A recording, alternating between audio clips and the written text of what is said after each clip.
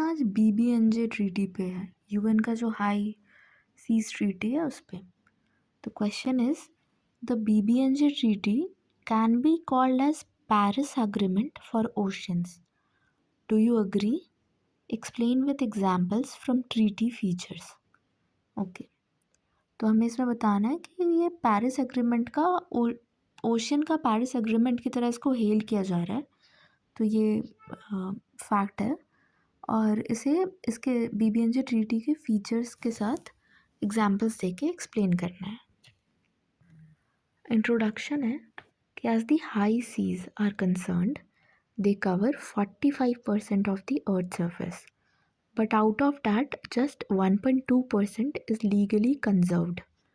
ये United Nation का fact है, डेटा है कि 45% हाई सीज है लेकिन सिर्फ 1.2% ही हम लीगली कंजर्व कर रहे हैं।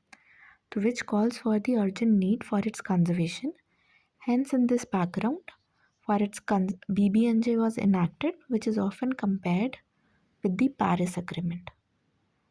इंडिया में मिनिस्ट्री ऑफ अर्थ साइंस ने उपाध्याय कमेटी फॉर्म की थी और इंडिया बीबीएनजे का सिग्नेटरी भी है 2024 में, और बीबीएनजे इन्फोर्स भी हो गया।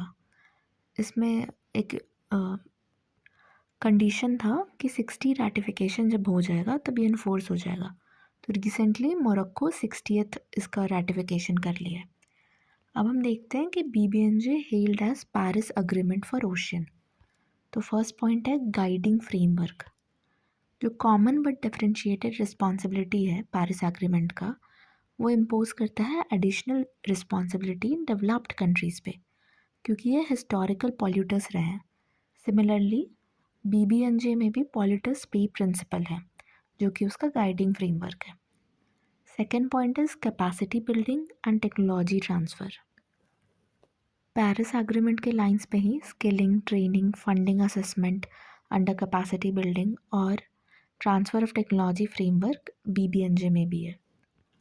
अब थर्ड इज कॉम्पनसेशन मैकेनिज्म्स। तो पेरिस एग्रीमेंट की तरह ही क्लाइमेट फाइनेंस में फंड के लिए डेवलप्ड कंट्रीज़ को ऑब्लिगेट किया गया है कि वो पे करे डेवलपिंग वंस को। बीबीएनजे का फंड ऑब्लिगेट करता है टू पे those countries who did not get the benefit of marine genetic resources. Fourth point है कि दोनों लीगली बाइंडिंग है। और फिफ्थ पॉइंट है इंस्टीट्यूशनल मैकेनिज्म का। जो कॉन्फ्रेंसेस ऑफ पार्टीज़ है वो मेन डिसीजन बॉडी दोनों में है, जहाँ decisions are taken with the help of scientific evidences and consensus of different countries. ठीक है, अब ये पांचों पॉइंट एक और बार देख लेते हैं। पहला है गाइडिंग फ्रेमवर्क कि पॉल्यूटर्स पे प्रिंसिपल है और उधर भी सीबीडीआर है। तो जो हिस्टोरिकली रिस्पॉन्सिबल कंट्रीज़ हैं वो पे करेंगे, जो हिस्टोरिकल पॉल्यूटर्स है उन्हें पे करना है। सेकेंड है कैपेसिटी बिल्डिंग और टेक्नोलॉजी ट्रांसफ़र। थर्ड है कॉम्पनसेशन मैकेनिज्म, जो मरीन जेनेटिक रिसोर्सेज का बेनिफिट जिन कंट्री ने नहीं लिया उन्हें फंड करेगा जिस कंट्री ने ले रखा है वो। फिर लीगली बाइंडिंग है दोनों, और इंस्टीट्यूशनल मैकेनिज्म में है कि main decision body, decision making body और डिसीजन किस बेसिस पे हो रहा है वो। अब कंक्लूजन देखते हैं कि on lines of Paris agreement to resolve bottlenecks like overlapping sectoral agreements, unclear implementation road map and the economy environment dilemma, solutions like radical shift in maritime governance, incentives to global south, political consensus and enforceable mechanisms need to be adopted. Okay, अब हमने conclusion में जो थोड़े challenges हैं और way forward कैसा होना चाहिए वो भी मेंशन कर दिया। इसमें भी पेरिस एग्रीमेंट और बीबीएनजे दोनों में सिमिलैरिटीज़ ड्रॉ करके। चलो ठीक है। वैसे बीबीएनजे ट्रीटी के ना 4 पिलर्स हैं। एक तो हो गया मरीन जेनेटिक रिसोर्सेज, एक है marine protected areas, area based tools use करना है, एक है कैपेसिटी बिल्डिंग और टेक्नोलॉजी ट्रांसफ़र, और जो फोर्थ वन है वो है एनवायरनमेंट इम्पैक्ट असेसमेंट ओशन में किया जाए।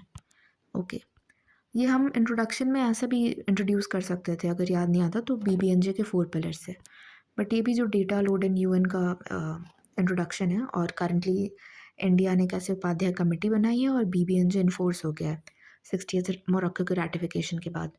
ये काफ़ी कंटेम्प्रेरी इवेंट्स का रिलेवेंस देते हुए इंट्रोडक्शन है। फिर पेरिस एग्रीमेंट के हमने 5 पॉइंट्स देख लिए और फिर एक कंक्लूजन जिसमें पासिंग रेफरेंस में चैलेंजेस और वे फॉरवर्ड बता दिया। ओके।